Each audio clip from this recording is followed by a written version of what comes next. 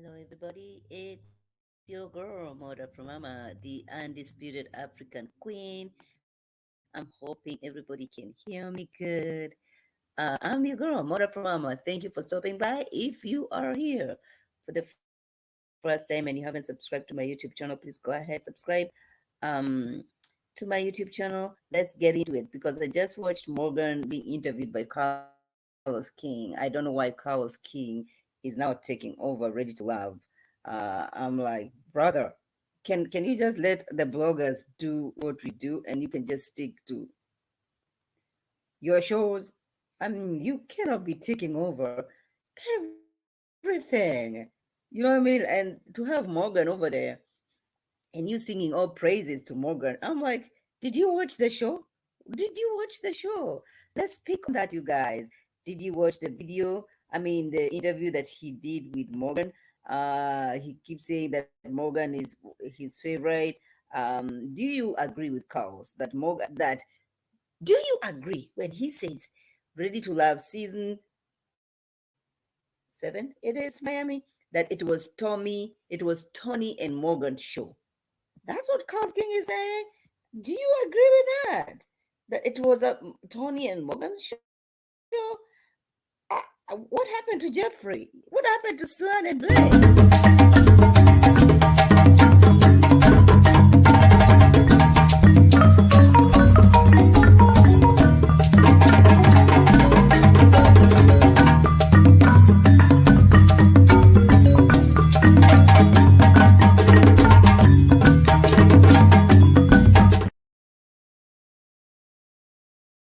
Hey everybody, it's your girl Moda from Mama, the undisputed African queen. If you are here for the first time and you haven't subscribed to my YouTube channel, She's undisputed.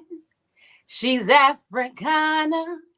And she's a queen. So you better subscribe. Her name is Mo. Afro Mama. She's on fire. So get to subscribing. The button's right there. Right there. Please subscribe. Yeah.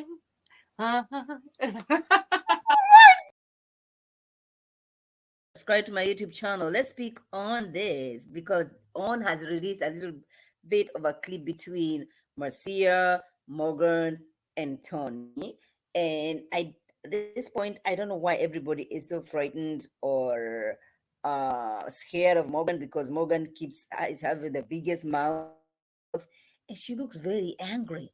I don't understand where's the anger coming from for her, from the way that she's treating Marcia, right? What is it? Why is she angry about with Marcia? Like what did Marcia do? She is very angry, calling her distraction, telling her to stay in her lane. Um, and then I watched the interview that Morgan did with Carlos King, and she says that when Morgan was sent home, Tony was called her immediately, saying, you have to send London home. You have to send London home because he loved the attention he was getting, but from the two girls, Morgan and Marcia. And so when Marcia left home, there was nothing else that was left to this man. And I'm saying, if this is the truth, then why continue dating him? And her telling Mark Anthony, shut up, shut up, shut up, shut up, calling Tony the monster, calling Blake cancerous, malignant cancer, telling Marcia to stick to your lane, you're a distraction. I mean, the girl was all over the place. I'm like, at this point, I was questioning her mental health situation. Like, why is she flipping on people like this? You know what I'm saying? Do you think that Marcia was a distraction? And if so, how?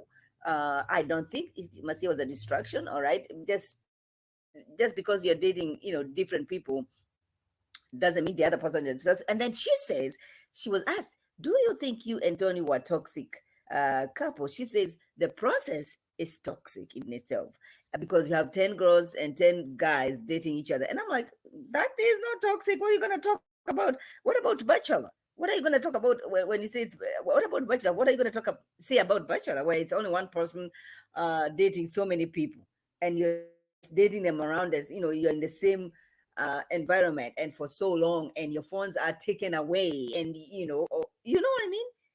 So ain't nothing toxic about Ready to Love. Now you, Morgan, and you, Tony, were toxic for each other. It was a toxic attraction. It's these people who fight, and then gonna have go and make out, and then forget about all their problems. Okay, and then she also revealed to us that they had dated. She was on an app, a dating app, and that's when she met Anthony. Anthony was an app, a dating app. Morgan was on the dating app, and they met each other. She says that there were only three guys that she was vibing. Like there were only three guys that she would have who wanted. That was Anthony, that was London, and that was Tony. And Carlos King seems to agree. Seems to say, you know what? They were not good men. I disagree. I disagree. DiMario is a good guy. Blake is a good guy. I mean, you're talking about financial people who have, established themselves. I feel like the guys on the show are decent guys. Mark Anthony is a decent guy. I mean, he's trying to fix his finances together. I mean, we cannot talk about Blue. We cannot talk about Blue. And who else? And who else? Uh, let's see. I feel like they were decent guys, and to you coming saying what was only three guys, Anthony, London,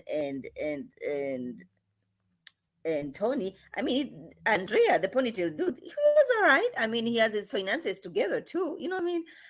So it is not correct. It's not right for Morgan and Carlos King to come over here and act like it was only Tony. In fact, Tony, girl, listen. So yeah, that's what I was like, is Carlos King now taking over Ready to Love? You know what I mean? What are we doing? Why can't you just stick to production and let us blog and review shows? I mean, I don't know, you guys. I don't know. Did you enjoy the interview that Carlos King did with Morgan?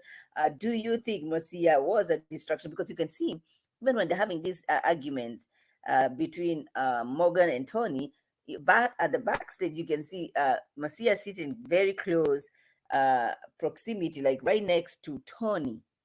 Did she date Tony? I don't think she did.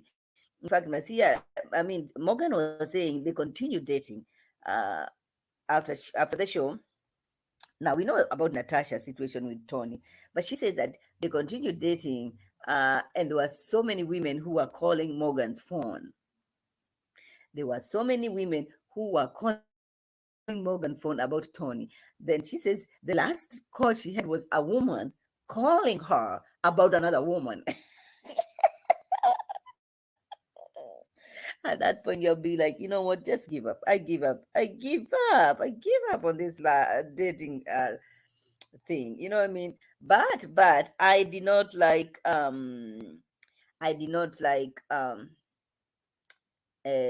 Morgan speaking to other cast members like she did, and nobody was calling her out, and it's like everybody was threatened by her, like nobody wants to go you know speak on to Morgan in any way, like they're afraid or something, because she was very angry and she does not mince her words, right?